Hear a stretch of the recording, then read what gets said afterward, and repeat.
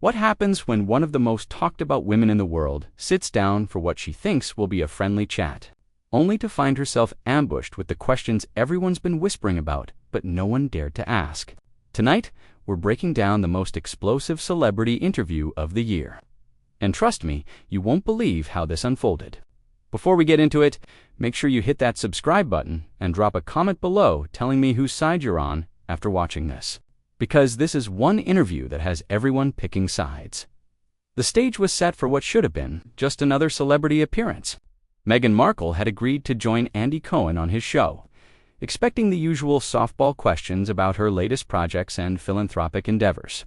The audience was packed, the cameras were rolling, and everything seemed picture perfect.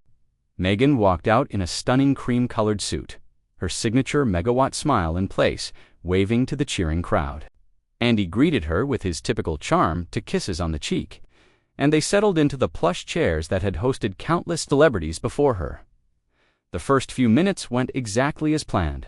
Andy complimented her outfit, asked about her recent charity work, and Meghan glided through her rehearsed talking points with practiced ease. She spoke about empowering women, about the importance of using your platform for good, about how grateful she was for all the opportunities life had given her. The audience applauded at all the right moments. Everything was going smoothly, perhaps a little too smoothly. Then Andy leaned back in his chair, and anyone who'd watched his show before knew that particular body language. It was the shift that happened right before he went for the jugular. The smile stayed on his face, but his eyes sharpened. He took a sip of his drink, a move that seemed casual but was clearly a deliberate pause for effect. "So, Meghan," he began, his voice still friendly, but with an edge that hadn't been there before. "I have to ask because everyone's thinking it. And you know, I'm not one to shy away from the tough questions. There's been a lot of talk, a lot of speculation, about the discrepancies in some of your stories over the years. Different interviews, different details. How do you address people who say that your narrative keeps changing?" The smile on Meghan's face faltered for just a fraction of a second, but the cameras caught it. You could see her recalibrating, trying to figure out if she'd heard him correctly. The audience, which had been warm and welcoming moments before, fell silent. This wasn't in the script. "I'm sorry, what discrepancies are you referring to?" Meghan asked, her voice measured, but with a slight tremor that betrayed her surprise. Andy didn't miss a beat. "Well, for instance, you've told the story about your first meeting with the royal family several different ways. In one interview, you said you were completely unprepared and didn't know you'd have to curtsy, that no one taught you anything. But then, in another conversation, you mentioned having extensive preparation and training before meeting the Queen. Then there's the wedding. You've said you got married 3 days before the ceremony in your backyard. But the Archbishop who supposedly married you came out and said that wasn't legally possible, that what happened in the backyard was a blessing, not a marriage. So which version is the truth?" Meghan's jaw tightened visibly. She shifted in her seat, crossing and uncrossing her legs. "Andy, I think you're misunderstanding the context of those conversations. When you're living through incredibly complex situations, sometimes the way you describe them evolves as you process your own experiences. But these aren't interpretations or feelings." "Meghan," Andy pressed on, and now his tone had completely shifted from jovial host to investigative journalist. "These are facts. Either you got married 3 days before, or you didn't. Either you were trained for royal protocol, or you weren't. These things can't both be true simultaneously." The audience was riveted. Some people were leaning forward in their seats. Others had their hands over their mouths. This was not the fluffy celebrity interview anyone had expected. Meghan's publicist, sitting in the front row, looked like she was about to have a heart attack. "What exactly are you accusing me of?" Meghan asked, and now the famous composure was starting to crack. Her voice had risen slightly, and 2 spots of color appeared on her cheeks. "I'm not accusing you of anything," Andy replied smoothly. "I'm simply asking you to clarify your own statements. You've built your entire post-royal life on being a truth-teller, on speaking your truth, as you like to say. But when your truths keep changing, people start to question what's really true and what's been crafted for sympathy or effect." "That is incredibly offensive," Meghan shot back, her eyes flashing. "You're sitting here suggesting that I've lied about my own life experiences, about the trauma I went through, about the racism I faced?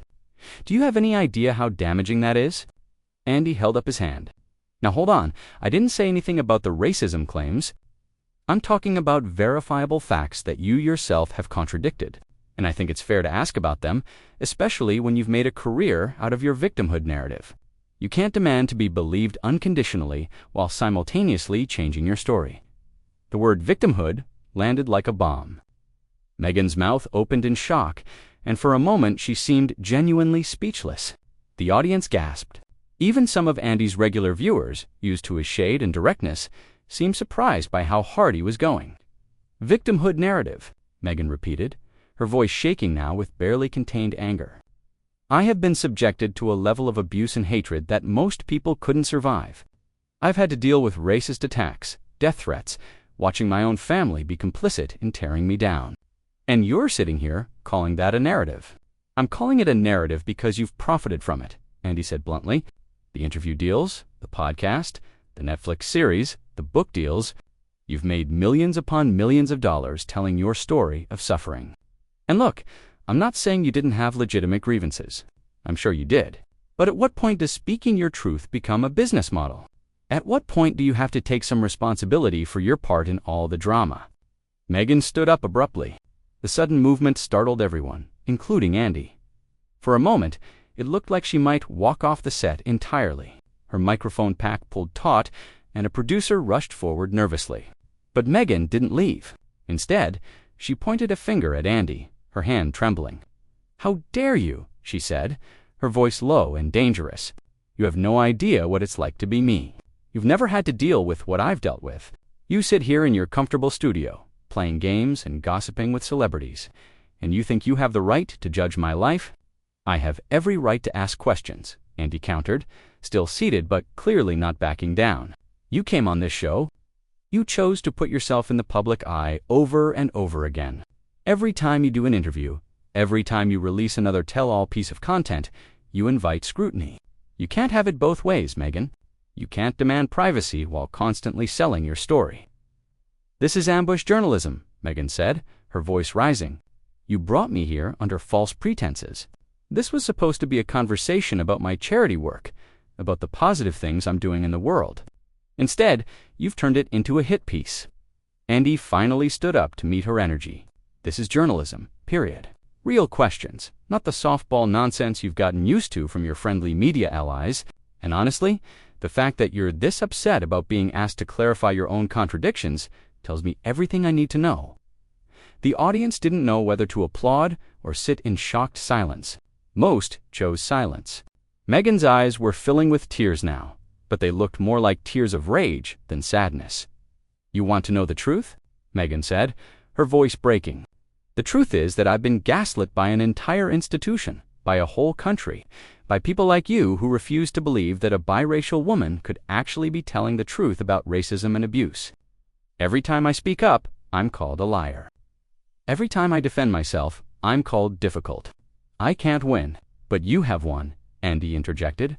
"You got out. You got your freedom. You got your voice. You got your money. At some point, doesn't the perpetual victim act get exhausting? Even for you." That was the final straw. Meghan ripped off her microphone, the pack clattering to the floor. "We're done here," she announced. "This interview is over." Andy shrugged. "Fine by me. But, just so you know, this is all being broadcast live. Everyone's watching you run away from legitimate questions." Meghan froze mid-turn. The realization that this wasn't being taped for later, that millions of people were watching this meltdown in real time, crashed over her face like a wave. Her publicist had made it to the stage now and was trying to physically guide her away. But Meghan shook her off. "You know what Meghan said?" Turning back to face Andy and the cameras. "I'm not running away from anything. You want to have this conversation? Let's really have it. Let's talk about every single thing you just brought up, and let's see who comes out of this looking worse." Andy's eyes lit up. This was exactly the kind of drama his show thrived on. "By all means," he said, gesturing to her chair. "Let's do it." Meghan sat back down, her posture rigid with fury. Meghan's eyes narrowed at the mention of Oprah. That interview had been her nuclear option. The moment she'd decided to tell her side of the story to the world with the most sympathetic interviewer possible, and it had worked, at least initially. The public outcry had been massive. The support had poured in, and for a brief moment she'd felt vindicated. But Andy wasn't Oprah, and he clearly wasn't here to hold her hand through this conversation. "What about the Oprah interview?" Meghan asked, her voice tight. "Well, let's talk about the most explosive claim you made," Andy said, leaning forward with his elbows on his knees. "You said that there were concerns and conversations about how dark your son's skin might be when he was born. That's an incredibly serious accusation of racism. But you refused to name who said it. Then your husband said it happened before you were married, but you implied it happened while you were pregnant. So which is it? And if it's such a damning example of racism, why protect the person who said it?" Meghan took a deep breath, clearly trying to compose herself. "Those conversations were had in private, and we decided as a family that it wouldn't be appropriate to expose who said those things. We didn't want to throw anyone under the bus." Andy laughed. Actually laughed, and it was not a kind sound. "You didn't want to throw anyone under the bus?" "Meghan, you threw the entire royal family under the bus. You painted them all as racist, cold, uncaring people who drove you to suicidal thoughts. But the one specific detail that could actually be verified, the one piece of evidence that could prove your claims, you conveniently keep private. Do you understand why people find that suspicious?" "It's not suspicious. It's called having boundaries," Meghan snapped. "Just because I chose to speak about my experiences doesn't mean I have to violate every single confidence and destroy every relationship I have left." "But you did destroy those relationships," Andy pointed out. "Your father hasn't spoken to you in years. Your sister has been publicly criticizing you. Half of your husband's family won't even be in the same room as you. At what point do you look at the common denominator in all these broken relationships and wonder if maybe, just maybe, some of the problem is you?" The audience gasped again. Meghan's face flushed deep red. "My father sold stories about me to tabloids. My half-sister has been dining out on our non-existent relationship for years. And the royal family, they leaked stories about me constantly. They hung me out to dry. They refused to protect me from racist attacks. I didn't destroy those relationships. They did." "See, this is what I'm talking about," Andy said, gesturing animatedly. "It's always someone else's fault. Your father betrayed you. Your family betrayed you. The institution betrayed you. The media betrayed you. Everyone in your life has apparently betrayed you, except you. You've never done anything wrong. You've never made a mistake. You've never contributed to any of the chaos that seems to follow you everywhere you go." "That is not fair," Meghan protested, and now the tears were flowing freely. But she made no move to wipe them away, and Andy noticed he'd seen enough celebrity interviews to know when tears were genuine and when they were strategic. What's not fair is making incredibly damaging accusations and then hiding behind privacy when asked. "To back them up," Andy retorted, "you told Oprah that the institution refused to give your son a title because of his race, that they changed the rules specifically to exclude him. But royal historians came out immediately and said that's not true at all, that the rules about titles are very clear and have been in place for over 100 years. Your son wasn't entitled to be a prince at birth because of his position in the line of succession. That's not racism, that's protocol. They could have made an exception," Meghan argued. "They've made exceptions before for other members of the family. Why not for my son? The only difference is that he's biracial. Or maybe the difference is that you and your husband had already expressed that you wanted to step back from royal duties," Andy suggested. "Why would they give a prince title to a child whose parents were planning to leave the country and cash in on their royal connections? That seems like pretty sound reasoning that has nothing to do with race." Meghan shook her head vigorously. "You weren't there. You don't know what those conversations were like. You don't know the tone, the implications, the way things were said. I know what I experienced, and I experienced racism." "I'm sure you experienced prejudice," Andy conceded. "The British tabloids were absolutely vicious to you, no question. Some of those headlines were disgusting. But you've conflated legitimate criticism with racism, and you've conflated the institution's adherence to protocol with racism, and you've basically made it impossible to have any nuanced conversation about what actually happened, because anyone who questions your version of events gets labeled a racist." "Because the questioning is rooted in racism," Meghan shot back, "when I'm held to standards that no other royal has been held to, when my every move is scrutinized and criticized in ways that your precious Kate has never experienced, what else am I supposed to call that?" Andy pounced on that immediately. Oh, here we go. Let's talk about Kate, shall we? You told Oprah that Kate made you cry during a bridesmaid dress fitting, that she hurt your feelings and never apologized. But then reports came out saying it was actually the other way around, that you made Kate cry, and that multiple people who were there confirmed that version of events. So what really happened? Meghan's mouth tightened into a thin line. I'm not going to relitigate a private moment between me and my sister-in-law. What I will say is that the story that was reported in the media was wrong, and it was hurtful. And no one from the institution corrected it, even though they knew the truth. But you just did the same thing, Andy pointed out. You told your version on Oprah without Kate being able to defend herself. You portrayed her as someone who made you cry and didn't care. And now you're upset that people are questioning whether that's accurate. Do you not see the hypocrisy? It's not hypocrisy to defend yourself against lies, Meghan said, her voice rising again. I stayed silent for years while they trashed me in the press. Years. And when I finally spoke up, when I finally told the truth, everyone wants to act like I'm the villain. No one thinks you're a villain for speaking up, Andy clarified. People think you're questionable because your story keeps changing, because you seem to have a different version of events for every interview, because you've made extremely serious accusations without providing any real evidence, and because you've profited enormously from playing the victim while living in a mansion in California. So I'm not allowed to make money.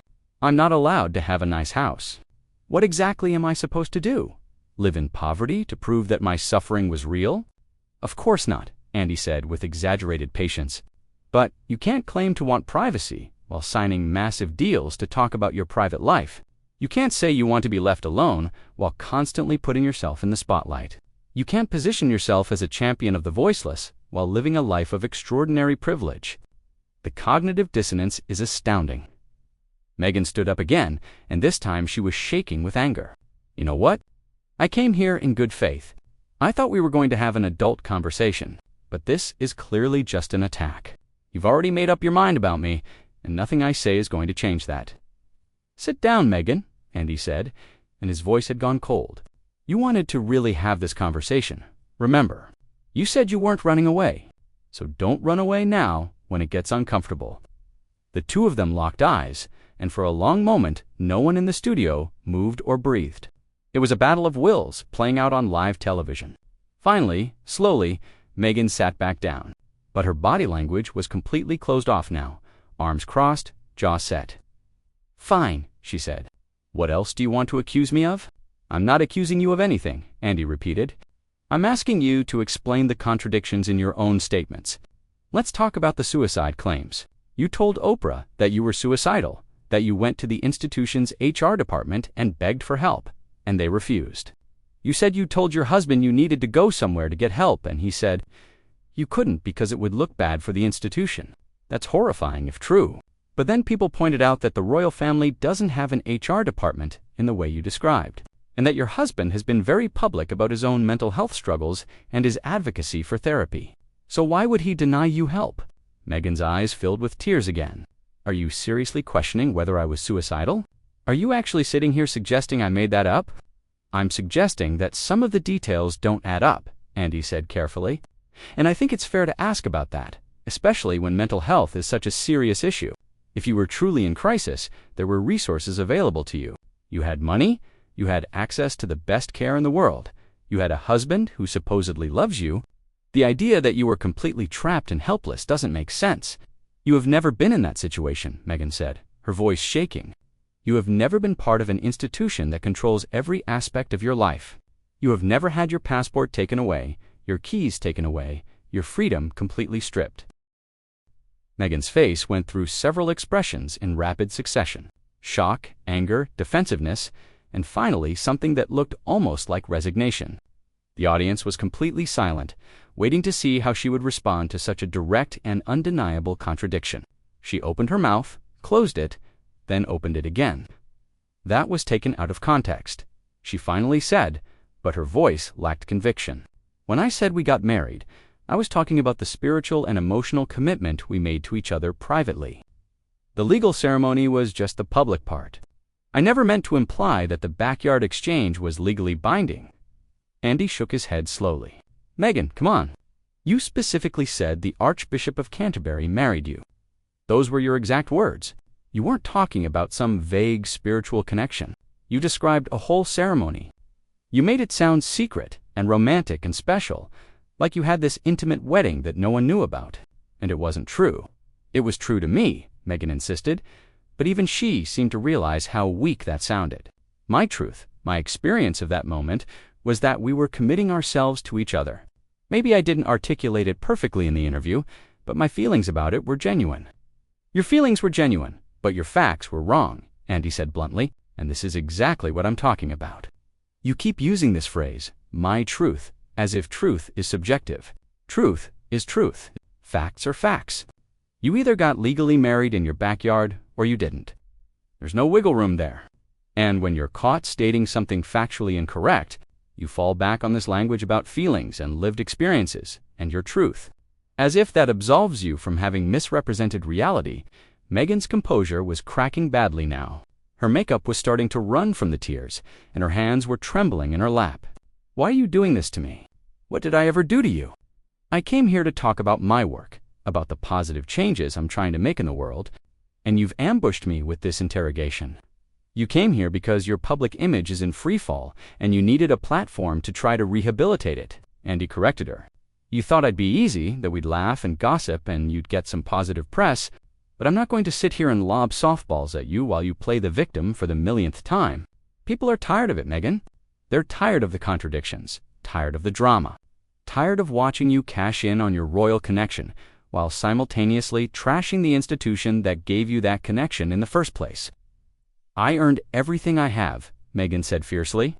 I was a working actress before I ever met my husband. I had my own career, my own money, my own life.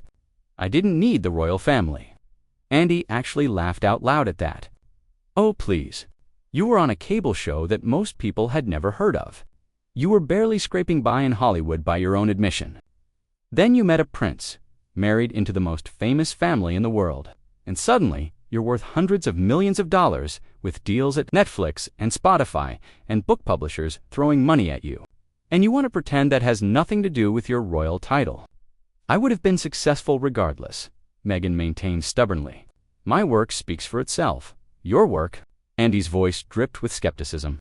Let's talk about your work. The Spotify deal that got canceled because you didn't produce enough content, the Netflix series that was basically just you complaining about your in-laws for 6 hours, the children's books that got mediocre reviews. What exactly is this impressive body of work you're referring to? Because from where I'm sitting, your only real skill seems to be generating controversy and playing the victim. Meghan shot to her feet again, and this time she looked genuinely furious. I don't have to sit here and listen to this. You've crossed every line. This isn't journalism. This is cruelty. Sit down, Andy said again, his voice hard. You wanted to clear the air. You wanted to address everything. So, let's address it. Let's talk about your family. Your father had a heart attack right before your wedding, and instead of going to see him, instead of making sure he was okay, you cut him off completely because he talked to the press. Never mind that the press had been hounding him relentlessly. Never mind that he was an old man who didn't know how to handle that kind of attention.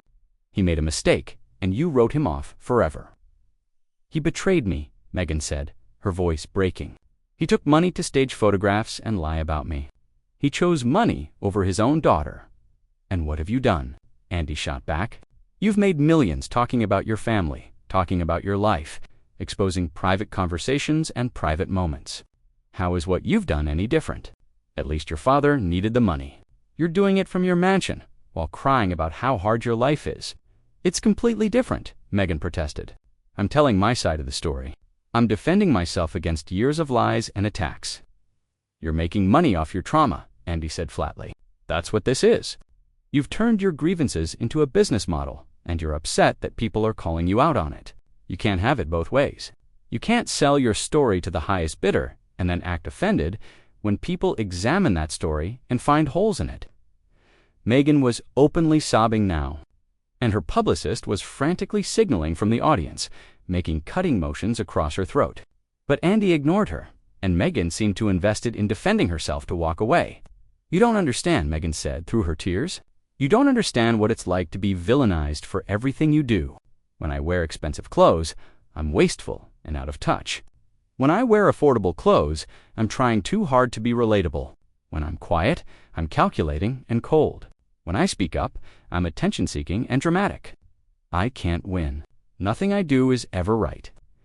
That's called being famous, Andy said without sympathy. That's called being in the public eye. Every celebrity deals with that. But most of them don't make a career out of complaining about it. Most of them don't give interview after interview about how persecuted they are while living lives of extraordinary luxury and privilege. So I'm supposed to just shut up and take it? Meghan demanded. I'm supposed to let people say whatever they want about me, spread whatever lies they want, and just smile and wave. No, Andy said, leaning forward. But you're supposed to tell the truth. You're supposed to be consistent. You're supposed to take some accountability for your own actions. Instead of blaming everyone else for everything that's gone wrong in your life, you're supposed to recognize that you've been given opportunities that most people could only dream of, and maybe show a little gratitude instead of endless grievance. I am grateful, Meghan said weakly. I'm grateful for my life, for my children, for my husband. But that doesn't mean I have to be grateful for the abuse I suffered. No one's asking you to be grateful for abuse, Andy clarified. We're asking you to be honest about what actually happened. We're asking you to stop exaggerating and embellishing and changing your story to suit whatever narrative you're trying to sell at the moment. We're asking you to recognize that you've hurt people too, that you've damaged relationships, that you bear some responsibility for the chaos that surrounds you. Meghan sank back into her chair, looking utterly defeated. The fight seemed to have gone out of her. She stared at her hands in her lap, tears still streaming down her face. The audience didn't know whether to feel sorry for her or vindicated by Andy's brutal honesty. I never wanted any of this, Meghan said quietly. I just wanted to be happy. I just wanted to be loved. Is that so wrong? Of course not, Andy said, and for the first time his voice softened slightly. But you went about it in the worst possible way.